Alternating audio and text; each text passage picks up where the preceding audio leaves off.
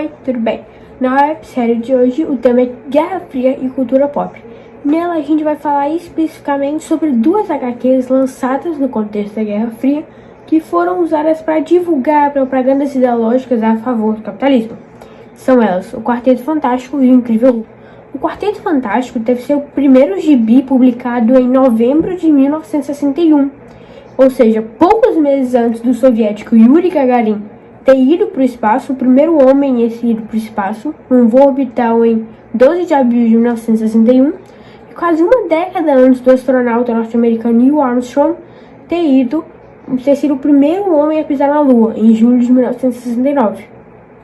Assim, o Quarteto Fantástico ele foi lançado na mesma época entre a guerra entre os Estados Unidos e a União Soviética na corrida espacial.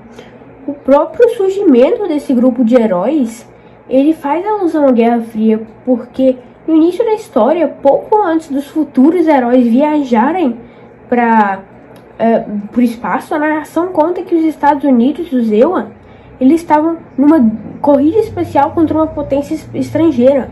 Essa potência estrangeira ela é claramente a URSS, porque a época ela encaixa e os acontecimentos também encaixam. Mas isso foi diferente do como aconteceu na Segunda Guerra Mundial, onde revelou o nome. Nesse contexto, nesse filme e no gibi, ele não foi referido como a União Soviética em si, mas sim como inimigos da América. Não foi citado o nome deles. No gibi, o Quarteto Fantástico ele tem uma origem um pouquinho diferente do filme de 2005. Os quatro heróis, os quatro amigos, o Reed Richards, que era um pesquisador, a mulher dele, a Sue Storm, o irmão mais novo dela, o Johnny Storm, e o piloto de foguetes Ben Green, eles embarcam no foguete experimental. Só que quando eles estavam viajando para o espaço, eles são bombardeados por raios cósmicos e, quando voltam para a Terra, vivos, eles percebem que ganharam superpoderes. O Reed Richards, ele conseguia se esticar e ganhou o codinome de Senhor Fantástico. Qualquer coincidência com o Homem Borracha não é mera coincidência. A Sue Storm, ela conseguia ficar invisível, ganhou o nome de Garota Invisível, e no futuro, pela politicamente correto, ficou Mulher Invisível. O Johnny Storm, ele virou tocha humana, ele conseguia, como o próprio nome diz, virar uma tocha, e o Ben virou Coisa, que era quase um monstro de terra. Esses raios cósmicos citados, eles existem mesmo na vida real. Eles matam a pessoa caso a pessoa seja atingida por um deles. Mas isso é melhor deixar para o seu professor de ciências explicar esse assunto. A corrida espacial não é a única alusão que a gente pode achar nos gibis do Quarteto Fantástico e até mesmo no próprio filme. A gente também pode ver o próprio vilão, que é o Dr. Destino, que governa literalmente e figurativamente com mãos de ferro um pequeno país, uma pequena nação no leste europeu, um lugar que era ocupado pelo Bloco Socialista. Na tradução feita aqui no Brasil, o nome do lugar ficou Lativéria. Contudo, no original, no inglês, onde foi feito, o nome é Látvia, que se a gente traduzir esse Látvia, fica Letônia. Letônia, que era uma das repúblicas socialistas, uma das repúblicas da URSS nessa época. O próprio visual do Dr. Destino, ele com aquela armadura de ferro, ele pode ser associado a uma expressão que ficou muito famosa, que é a cortina de ferro, dita pelo ex-primeiro-ministro Winston Churchill, que se referia a uma divisão imaginária entre os países do bloco socialista e os países do bloco capitalista, os socialistas que ficavam principalmente no leste europeu.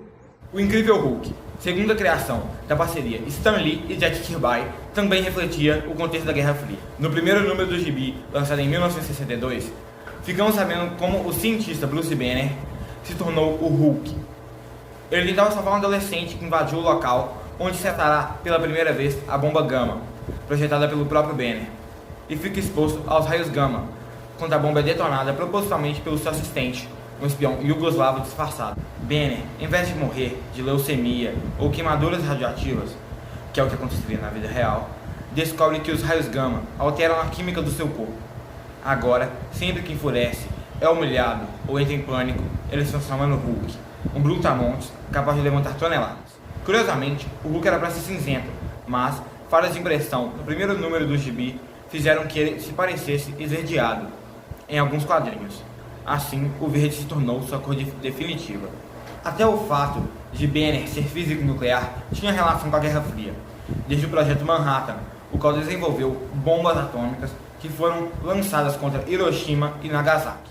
Os físicos nucleares tinham uma importância estratégica para o governo dos Estados Unidos. Vale recordar que, segundo alguns historiadores, as bombas atômicas usadas contra o Japão marcaram não apenas o fim da Segunda Guerra Mundial, mas o começo da Guerra Fria.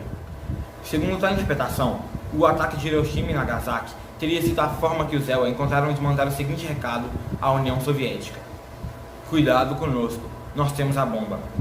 Depois disso, a procura por carreiras científicas, sobretudo em física nuclear, aumentou consideravelmente nas universidades norte-americanas. Bruce Banner, assim como os físicos do Projeto Manhattan, trabalha para os militares, e a bomba Gama explode no deserto do Novo México, região dos Estados Unidos, onde foram mesmo realizados os testes atômicos. Outro elemento da Guerra Fria, na saga do Hulk, é o espião iugoslavo. Naquela época, histórias de espionagem eram comuns, tanto na ficção quanto na realidade.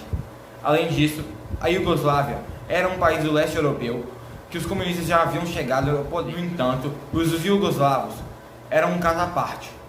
O então governante do país, o Marechal Tito, principal líder da resistência contra os invasores alemães durante a Segunda Guerra Mundial, não seguia todos os ditames da União Soviética.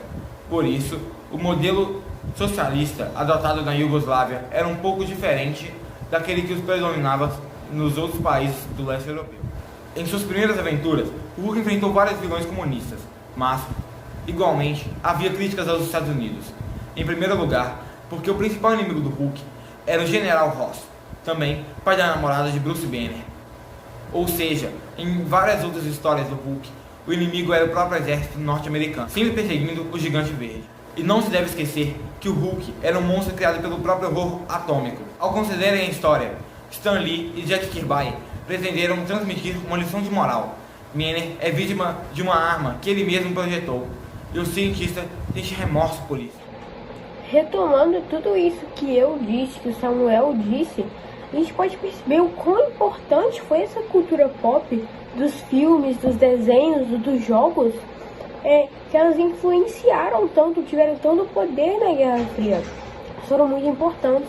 A gente pode falar, por exemplo, o capitalismo, ele ganhou a Guerra Fria. Sim, ele teve propagandas diversas, inúmeras propagandas.